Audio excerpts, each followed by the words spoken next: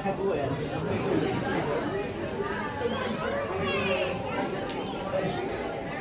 what the diver is going to be trying to do at the beginning of it is they're going to try to do what we call a wall feed. So a piece of food is going to be held up against the side of the acrylic, and they're going to see if one of the southern stingrays and the large brown ones come up and take a little nibble. So you can see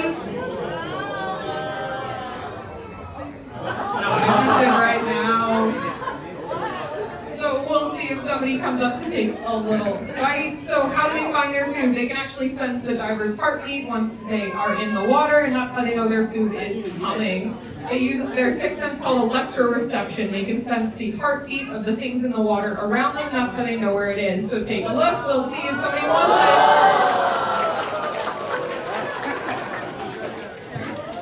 it. So a wall feed is exciting. It's extra fun for them because it's difficult to find the food.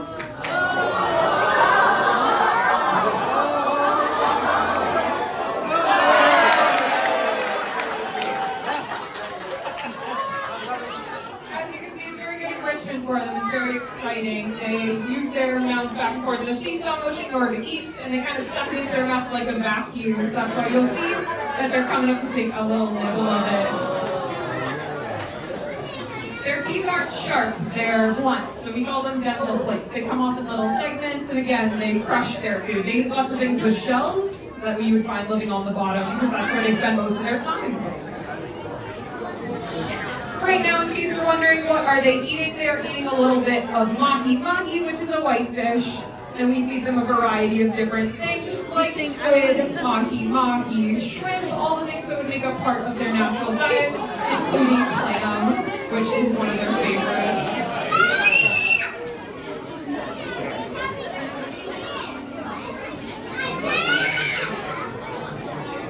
So the diver is ensuring that each of the southern stingrays will get their meals. If some of them don't want to come up for the wall feed, the diver will then just go to them and give them their food.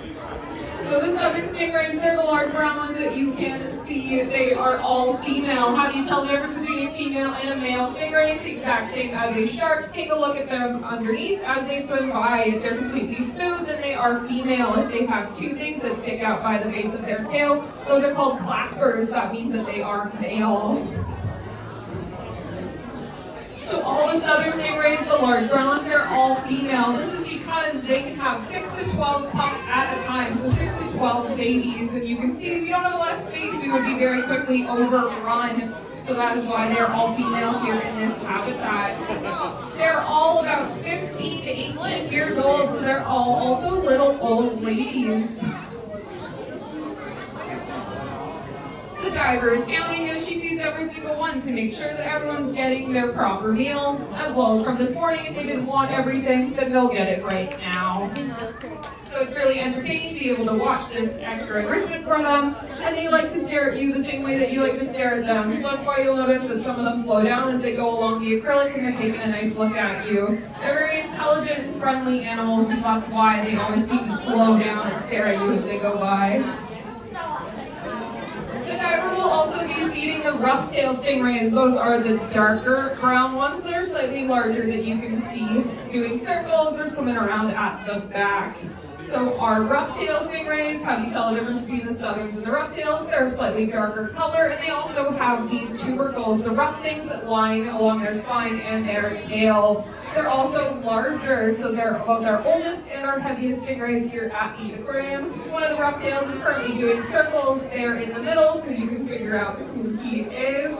And the other one is making his way through the front with those whitish splotches as he goes by. So the one with the whitest splotches is going right up on this corner. That is Super Ray. He gets his name because he likes to sometimes go up to the shallow end and smack against the wall there. So if you've ever seen that happen before here at the aquarium, you might see it today. He likes to do that, we think, because his favorite napping spot is in that corner. The stingrays get stressed out when there's lots of splashing, so he'll create a lot of splashing and ruckus up at the top to make them get out of his spot, and he'll go right into it. It's his little old man habit, and that's why he gets the name Super Ray, because he looks like he's leaping out of the water. The other one is Max. You can see him doing circles over in that corner. So Max is our heaviest stingray here. You'll be able to see him over in that corner once again, and he weighs over 250 pounds. You might be wondering, where do they get their weight from? It's not from their skeleton, because that's made out of cartilage, the same as your nose and your ears. They actually get their weight from muscle and fat. So that is why they are so strong. You'll see sometimes when they bump into the diver, they move further back because they're very eager. You'll notice that the cow-nosed stingrays, the small gray ones, are always bumping into the diver looking for a little bit of extra food. They're very food motivated. We always compare them to puppies. They actually get fed up in the shallow end after this is all over. That's because there's so many of them and we need to keep an accurate count of who's getting what food. But they always hope that the diver will forget that they don't get their meal until later, so that's why they're always right around.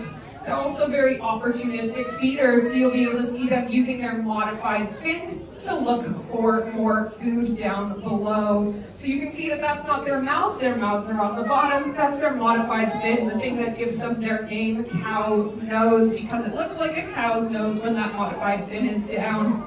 They use it to sift through the sand and look for more food. So you'll notice that they're going along the top of the southerns, or even trying to jam their way underneath them to see if there's any extra food left over. You might be able to see later on that they might grab a couple of pieces that are left over, and they'll try to suck all the remaining food out of it. So the cow-nosed stingrays are a mixture of male and female. You can see here they are about 40 pounds each. Some of them a little bit heavier, about 50 pounds. So they are kind of heavier than they might appear. They are fully grown. So again, the small gray ones, the cow-nosed rays, that is the size that they get. So they're not baby stingrays, that is their fully grown size. It's really interesting to watch them go around because there's so many of them. There's about 35 cow-nosed stingrays that you can see going through. And again, they'll be fed up in the shallow end after this is over. And because they're so food motivated, it's a really good opportunity if you want to try to touch them. This is their most active time of day, so it'll be a really good opportunity. The other animals that you can see here in this habitat, so there's one other species of stingray that's up in the shallow end right now being fed, and those are the spotted eagle rays. The spotted eagle rays are the ones with the polka dot spots and those pointed rostrums that look like a bird's beak. Why are they being fed up in the shallow end? Well, because they're very intelligent. They're actually the smartest stingray that we have here in this habitat, and they would attempt to steal everybody else's food for fun, which is why they're being fed up in the shallow end as a distraction. We make puzzles, games, and different traps for them that they have to figure out. So either touching a target to get their food or sticking their rostrum, their nose into different puzzles in order to get their food out. That keeps them very excited and happy while we're feeding everybody else down below. So again, it's another form of excitement and enrichment for them. So that's all the stingrays we have here in this habitat. You'll be able to see one of the spotted eagle rays making their way through right now to go back up to the shallow end. There are two other species that are not stingrays that you can find here in this habitat. So one of them is a type of ray, so they're the lesser devil rays. Can you spot the three small black and white rays with the two fins that look like horns making their way through?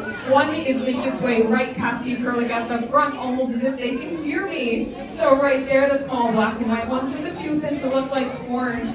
What are those fins? They are called cephalic fins. They first support their filter feeding action. So the lesser devil ray again is a filter feeder. You might have been able to see them before the show started, feeding them up above in the shallow end. We mix their food with water and we spray a cloud of it in front of them as they swim by. Those cephalic fins, they rotate down and help shovel in that food into their mouths, kind of like a whale shark. So they get fed 4 times a day, a pound of food each that is mixed with water in order to eat. They are not stingrays once again. The lesser devil ray actually has to swim at all times in order to breathe. They're what we call obligate ram ventilators, so that's why they're always swimming around and why you won't see them stop. Whereas the stingrays, you'll be able to see that they can rest on the bottom and have a nice nap.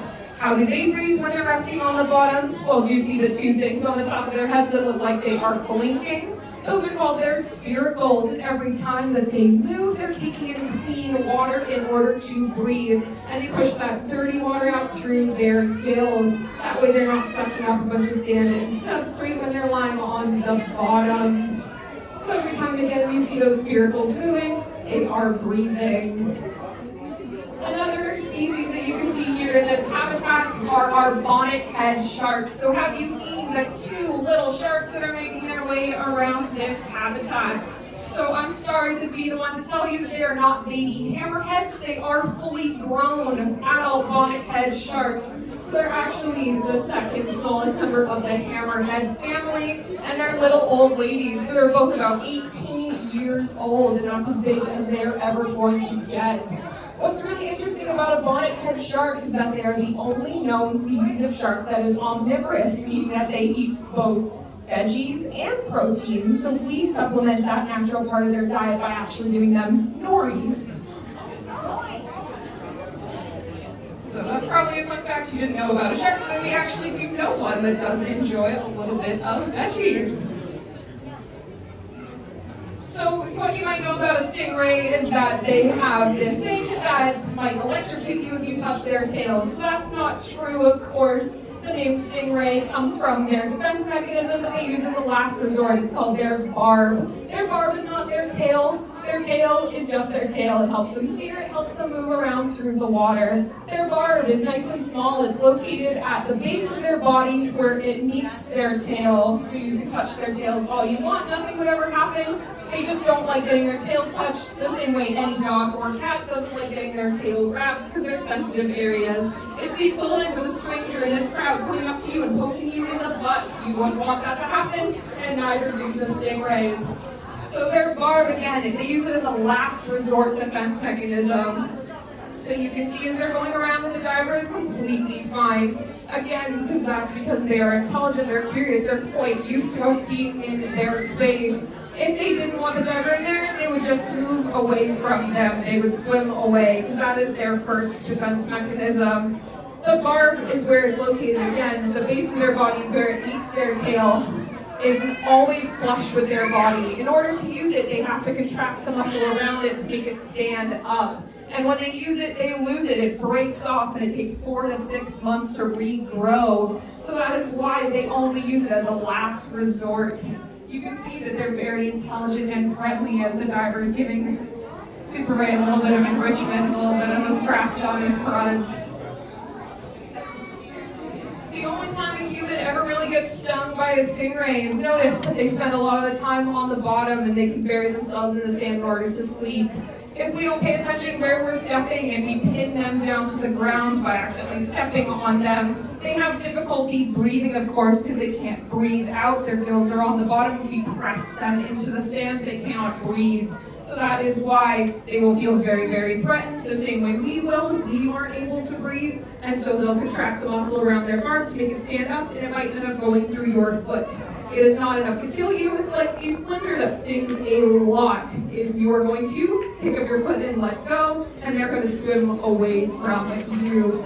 It's really easily preventable. All you have to do is shuffle your feet when you go into the water where they're living, and then they will know that you're coming, and they'll swim away from you. If you have any questions about any of the stingrays or the bonnet-head sharks or anything that we just talked about, we're happy to answer. Or if you just want to come up and take a closer look at them or take a couple of pictures of the divers and make their way around, you're welcome to do so. We hope that you learned something really interesting about all the stingrays and had a really good time watching them get fed. If you want to learn a little bit more about the stingrays and their conservation, we highly recommend you to take a look online and more resources, because a lot of them are critically endangered. So a good thing if you want to protect their habitat and protect them is to take a look at the stuff that you do every day. So make sure you're contributing to sustainable seafood practices and that you're taking a look at the products that you use and making sure that they don't contain shark byproducts. So making sure that you're using products that contain plant-based squalene and not shark liver-based squalene. The best thing about protecting them in their environment is learning a little bit more about them. And so the fact that you're listening here right now is really great. It means that you're interested by them and you want to learn a little bit more. Again, we hope you had a really great time watching the stingrays here. And if you want to try to touch one of them up at the top end, after the jellyfish up the ramp, you're welcome to give it a go. The best chance is to keep your hand nice and still in the water because they don't like splashing the same way that we don't. It actually stresses them out. So if you keep your hand nice and still in the water, about wrist deep, heartbeat, like I said at the very beginning, and they'll come by for a gentle pat because they're very intelligent and friendly. Just give them a nice touch on their back or their wings, avoiding their eyes and their tails. We hope that you have a really great rest of your day here at Visa Grand Panda, and Happy New Year!